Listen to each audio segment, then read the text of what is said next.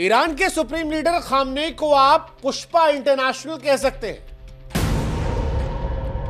जो अमेरिका की आंखों में आंखें मिलाकर इन दिनों कह रहे हैं मैं झुकेगा नहीं।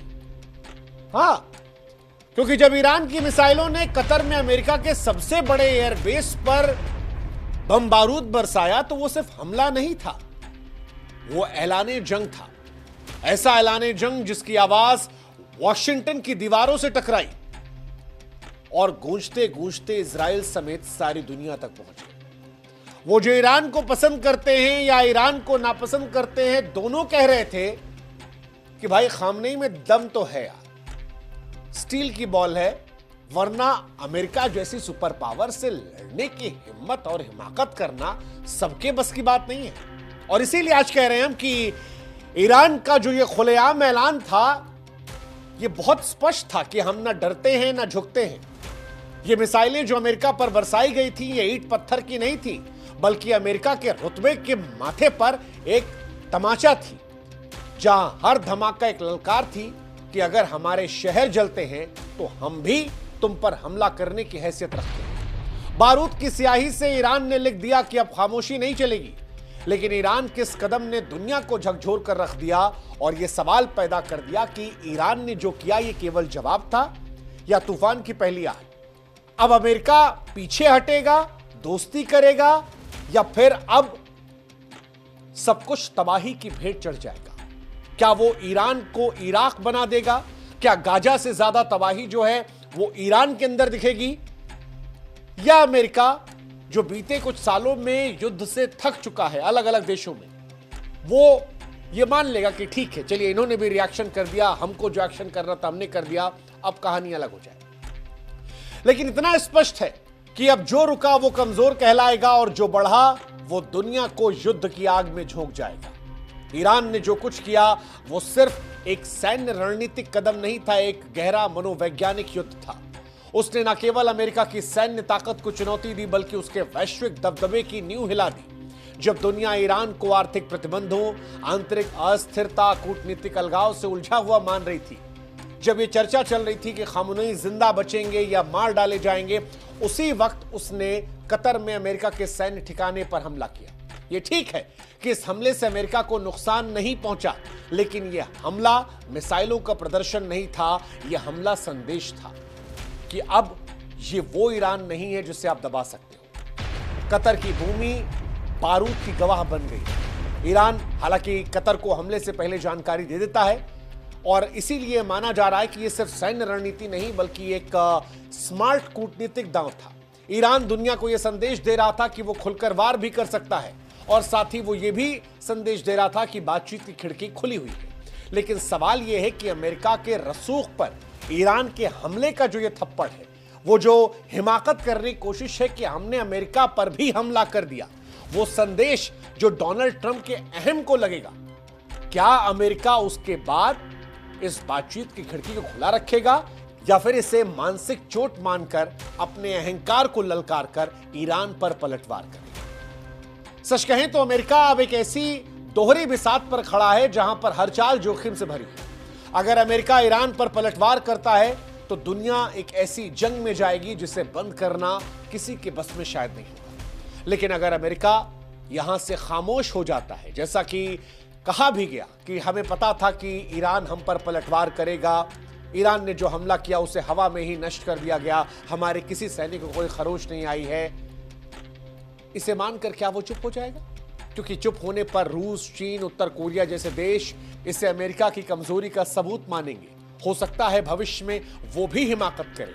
अमेरिका का दबदबा, उसका डर, उसका रसूख दुनिया में सवालिया निशान पैदा करेगा, क्योंकि यह हमला सिर्फ अमेरिका के सैन्य ठिकाने का हमला नहीं है, यह अमेरिका की सुपर पावर वाली हैसियत और उसके वैश्विक वर्चस्व पर हमला है। व्हाइट हाउस और पेंटागन में तनाव साफ साफ दिख रहा है।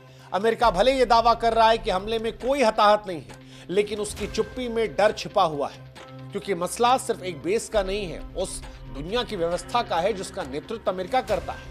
उसकी जनता जो इराक, अफगानिस्तान की लंबी जंग से थक चुकी है, वो नए युद्ध के लिए तैयार नहीं है। लेकिन अगर अमेरिका पीछे हट जाता है तो उसका डर भी दुनिया में खत्म हो जाएगा। इस हमले ने न सिर्फ मिसाइलें गिराई बल्कि उस भरोसे को भी चकनाचूर किया, रणनीतियों को बिखेर दिया और सदियों से पुराने संतुलन को डगमगा दिया। अब दांव पर विश्व की व्यवस्था है, वैश्विक अर्थव्यवस्था है और दुनिया की शांति है। और अगर ये तीनों हिल गए तो युद्ध ना गाजा में रुकेगा, ना खाड़ी में, ना इंडो पैसिफिक में, ना ही यूरोप के दरवाजे पर। इजराइल भी इन दिनों परेशान है। वो सोच रहा है कि क्या करें, क्योंकि अगर ये खेल लंबा चला तो इजराइल की समस्या है, लेकिन अगर इजराइल चुप हो गया तो ईरान फिर उस पर हिमाकत करेगा। हालांकि इन सब के बीच में हम ये कह सकते हैं कि अब ये जंग जो है ये सिर्फ ईरान, इजराइल और अमेरिका की नहीं है, ये दुनिया की जंग बन गई है, जहां पर हर ताकतवर देश अपने अपने तरीके से अपनी चाल चल रहा है। वो रूस जो यूक्रेन में उलझा है वो भी यहां नजर लगाए बैठा है। चीन खामोश है, लेकिन उसकी खामोशी में चालाकी है। चीन जानता है कि युद्ध जितना लंबा चला, अमेरिका का दुनिया में दबदबा उतना कमजोर हो जाएगा। उसे व्यापारिक वर्चस्व की खुली जगह भरने का मौका मिल जाएगा। सऊदी अरब और यूएई जो अमेरिका के दोस्त हैं, उनको भी डर है। एक तरफ डर इस बात का कि यह आग कहीं उनके दरवाजे तक ना पहुंच जाए, दूसरी तरफ वो ये भी चाहते हैं कि ईरान जो अपनी ताकत को बढ़ा रहा है उस पर लगाम भी लग जाए।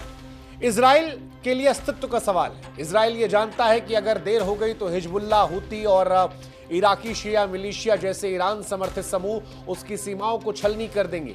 इजराइल फिलहाल कमजोर भी हो चला है, लेकिन जब चारों तरफ बारूद बिखरा है तब सवाल यह है कि अब क्या होगा। और इस सवाल के जवाब में ही सारी राजधानी, चाहे वो वॉशिंगटन हो, तेहरान हो, तेल अवीव हो, बीजिंग हो, सब साजिशों में डूबी है। सब अपनी अपनी तरफ से चतुराई दिखा रहे हैं, लेकिन नजर सबकी अमेरिका पर है। क्या अमेरिका इस मौके को समझेगा या इसे कमजोरी मानेगा? यही फैसला तय करेगा कि आगे आने वाले हफ्तों में जो खबरें हम पढ़ेंगे वो कूटनीति की जीत की होगी या मौत की खबरों को हम आप तक पहुंचाएंगे। हालांकि जो कुछ हो रहा है इसका असर सिर्फ युद्ध या वर्चस्व तक नहीं है, बल्कि आर्थिक तौर पर भी है, क्योंकि अब तेल की कीमतें जो हैं वो $100 की दहलीज को तोड़ने को तैयार है। स्टॉक मार्केट लहूलुहान है। भारत जैसा देश जो इस युद्ध का हिस्सा नहीं है, अब उसे भी इस बारूद के धुएं में दम घुटता हुआ महसूस होने लगा है, क्योंकि अगर हालात नहीं थमते हैं तो पेट्रोल पंप से लेकर सब्जी मंडी तक हर जगह जंग की कीमत चुकानी पड़ेगी। वैश्विक व्यापार की नसें खासतौर पर तेल और गैस की आपूर्ति खतरे में है। मध्य पूर्व में जंग छिड़ी तो इसका असर यूरोप, एशिया, अफ्रीका में भी होगा। शरणार्थियों की लंबी लिस्ट आ जाएगी। आतंकवाद फिर से पुनर्जन्म ले लेगा और ऊर्जा संकट पूरी दुनिया को घुटने पर ले आएगा। बाजार धड़कनों की तरह थरथरा रहे और हर देश इस वक्त अपनी आर्थिक रक्षा करने की जुगत में है। लेकिन सवाल यह है कि क्या इसे रोका जा सकता है?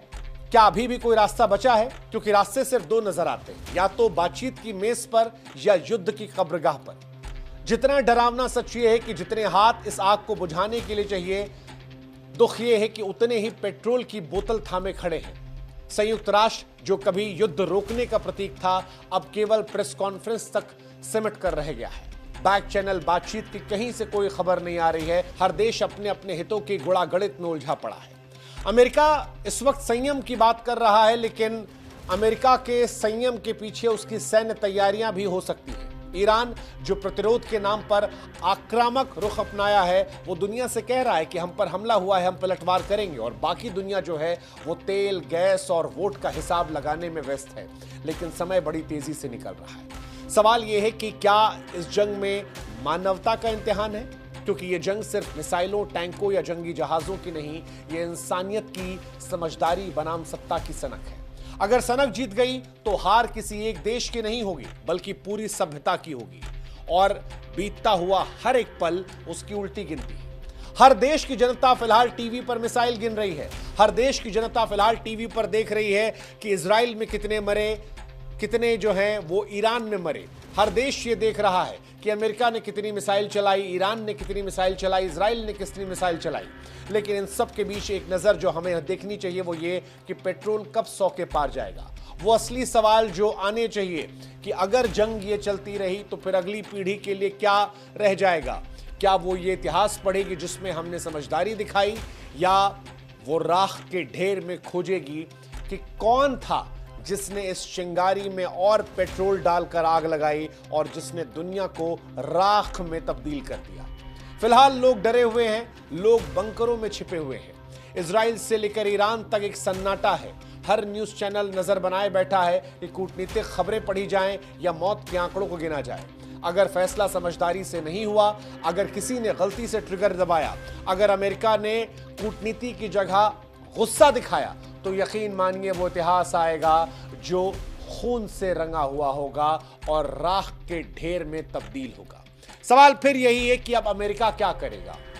अमेरिका क्या यहां से शांत होगा या अमेरिका ईरान को उसकी हैसियत दिखाएगा? जो कुछ होगा वो डरावना है। अगले कुछ घंटे बहुत भारी हैं और अगले कुछ घंटे दुनिया की दशा दिशा तय करेंगी, क्योंकि अब दुनिया धीरे धीरे दो हिस्सों में बंट रही है। ईरान ने स्पष्ट कर दिया है कि ना वो डरने वाला है ना वो झुकने वाला है, वो लड़ेगा, आखिरी दम तक लड़ेगा। कई सारे लोगों के मन में यह भी सवाल है कि ईरान ऐसा क्यों कर रहा है? ईरान जानता है कि उसकी हैसियत नहीं है। इसका जवाब अमेरिका के राष्ट्रपति के जवाब में है, जहां पर वो कहते हैं कि ईरान में तख्ता पलट कर दिया जाएगा। वो कहते हैं कि ईरान अगर ग्रेट नहीं बना तो उसे बदल दिया जाएगा।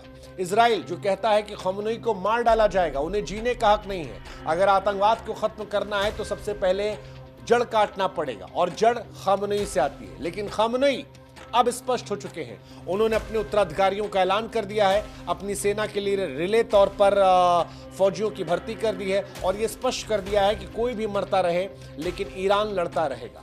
ईरान ने अपनी सीमाओं को, अपनी हिम्मत को लांघ दिया है, चेतावनियों को हकीकत में तब्दील कर दिया है और अब दुनिया की बारी है कि क्या यह महज एक घटना बनकर रह जाएगी या वो मोड़ जहां से नक्शे बदल जाएंगे।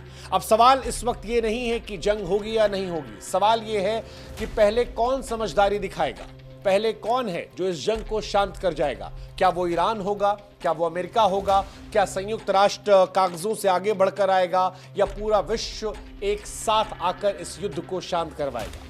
याद रखिएगा कि हर बड़ा युद्ध जो होता है वो एक सीमित जवाब से शुरू होता है। वैसा ही जवाब जैसा इजराइल ने दिया, वही जवाब जो अमेरिका ने दिया, वही जवाब जो ईरान ने कतर में अमेरिकी एयरबेस पर हमला करके दिया। लेकिन इतिहास इस बात को भी जानता है कि जब बारूद बोलता है तब इंसानियत बहुत देर तक सुन नहीं पाती। और सवाल इसीलिए अब ये नहीं है कि कौन जीतेगा, सवाल ये है कि अगर ये जंग नहीं थमी तो क्या कोई बचेगा। हर बार की लड़ाई हथियारों से ज्यादा नजरिए की होती है, झुकने और टिके रहने की होती है। और फिलहाल दुनिया ऐसी दहलीज पर खड़ी है जहां पर हर कदम या तो आग में जाएगा या अंधेरे में। अगर सनक जीत गई तो जो बचेगा वो सिर्फ खामोशी होगी, एक ऐसी खामोशी जो बहुत कुछ बोलेगी लेकिन शायद सुनने वाला कोई नहीं होगा। ईरान समझने को तैयार नहीं है, इजराइल अपने अस्तित्व की लड़ाई लड़ रहा है और अमेरिका अपने वर्चस्व को बनाए रखने के लिए इस जंग में कुछ भी करने को आमादा है। इन सब के बीच ईरान ने जो कुछ किया उसने कम से कम खामनई को इंटरनेशनल पुष्पा बना दिया है, जो कह रहा है कि मैं झुकेगा नहीं। लेकिन कई बार झुकना भी जरूरी होता है।